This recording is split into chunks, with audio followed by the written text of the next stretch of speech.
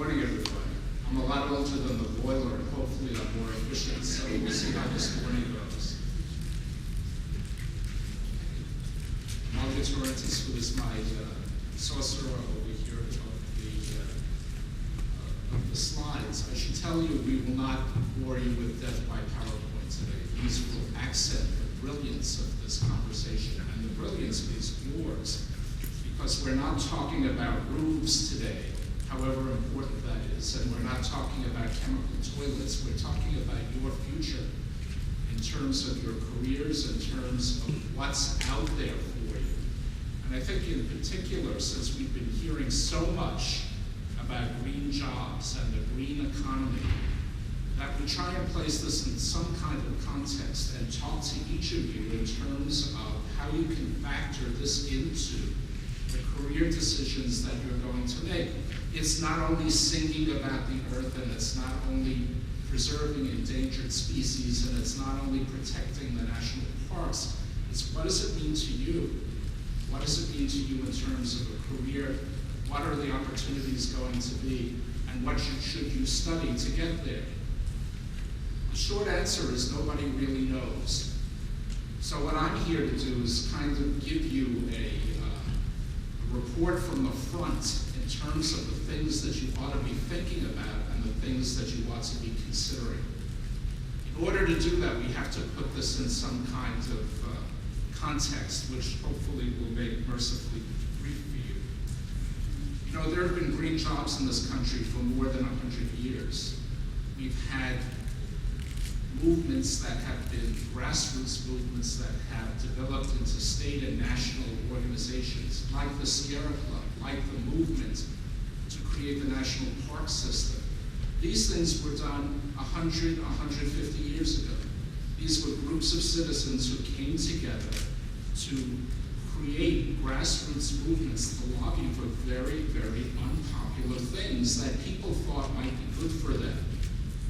Creation of Yellowstone National Park, Glacier National Park, Yosemite National Park has now grown into a national system that incorporates both parks on the land and parks in the water. And right here at Kingsborough, we sit at the mouth of something called Gateway National Park. How many of you have been to Gateway National Park? Can I see a show of hands? Okay. This is a green audience, and less than, by my unscientific count, 2% of you have ever been to this national park, which is about 10 minutes from this campus, or less, where scientific research is being conducted by our biological science department in the study of eelgrass and other activity, where tourism activity is being done by our Department of Tourism and Hospitality in terms of our urban ecotourism courses. And yet very few of you know about this. There are green careers. Those green careers have been around for 150 years. They deal with forestry, they deal with tour directing, they deal with working on scientific vessels. The key, or the common thread, if you will, was that these arose from the impulse to do something good, something that might have been unpopular. No roads, no drilling for oil, no mining for coal, really preservation of the environment. And you can look at this as kind of a tremendous land use kind of a situation. We go from that movement to really our first Earth Day. And by the way, happy Earth Day to all of you. This is the 39th anniversary of Earth Day. Lots of you weren't around, but I can see that a couple of us, like me, you know, if you're older than the boiler, you were here for the first Earth Day 39 years ago. And that was really kind of an example of this grassroots movement, this awareness building movement about the importance of the environment. If you remember, if you were around then, Nelson Rockefeller was governor, and he was riding a bicycle across town.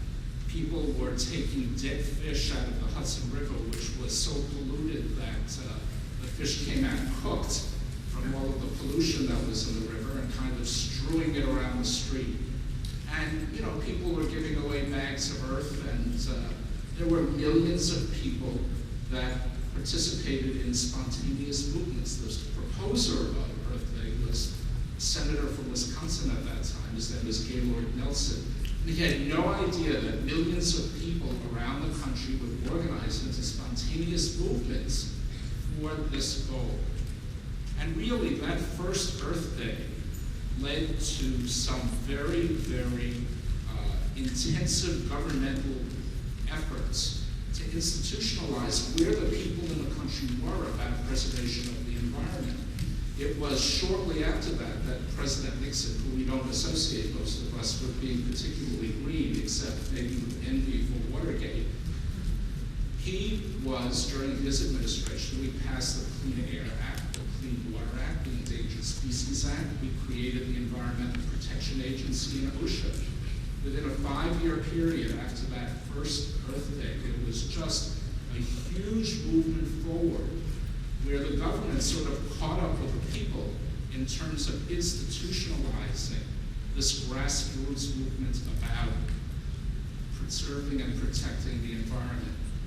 And while we thought there might be some things that we would have to do in terms of behavioral change, that really wasn't the focus. The focus was to save the spotted owls, to clean up the rivers, to infuse some standards in these activities. And that was really a tremendous movement. And culturally, these things, those of you who are fans of junk movies, might remember something called Swamp Thing. And here's good old Swamp Thing from 1982, talking about the environment. In the mid-70s, we institutionalized that this was something important to do, and it was manifested in our popular culture. By the way, there were several sequels to Swamp Thing, those of you who are junk movie fans, as well as a TV series. So go into YouTube and enjoy them. They're really awful movies, but Swamp Thing looks like a sort of Michelin man with dunk on him. He sort of sums up that period of time. Shortly after that, in the mid-1970s, we had something called 3 Mile Island, which was a nuclear mishap in one of our power plants, and somehow the conversation began to change in terms of the environment. That the environment was, that there were enemies, if you will, that previously had been thought about as clean energy. Nuclear power had been thought about as a way to clean up the environment, and now all of a sudden we had this meltdown, and all these great disaster movies came after that. And the best representation of this was the change in the way the environmental movement was positioned in terms of our junk movie popular culture. And we have the Toxic Avenger. I'll spare you a clip, but there were 6 sequels of him. He was an 85-pound weakling who was transformed by nuclear energy into the Toxic Avenger. And by the way, his mission was to clean up the state of New Jersey. Is there anyone here from New Jersey? Okay, then I won't say why bother. But I will say that there were 6 sequels to this movie, and for those of you who want to see the Toxic Avenger, it opened off Broadway last month as a musical, and I invite you to be equally appalled by this. But it is a manifestation of where the environment movement was.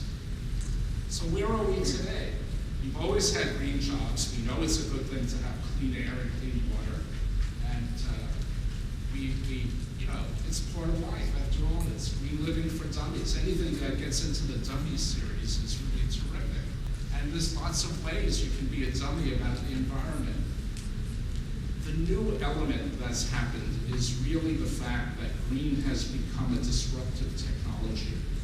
Disruptive technologies change us.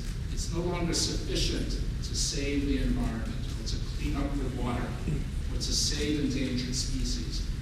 It's changing us, how we work, how we play, what our values are, what our careers are. And it's out of this disruptive technology that we begin to focus on economic and workforce development.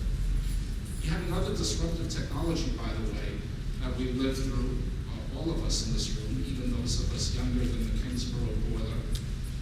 Who can tell me what it is and what it was? Anyone? Is everyone awake? I put everyone to sleep with these slides. What's a disruptive technology? What changed the way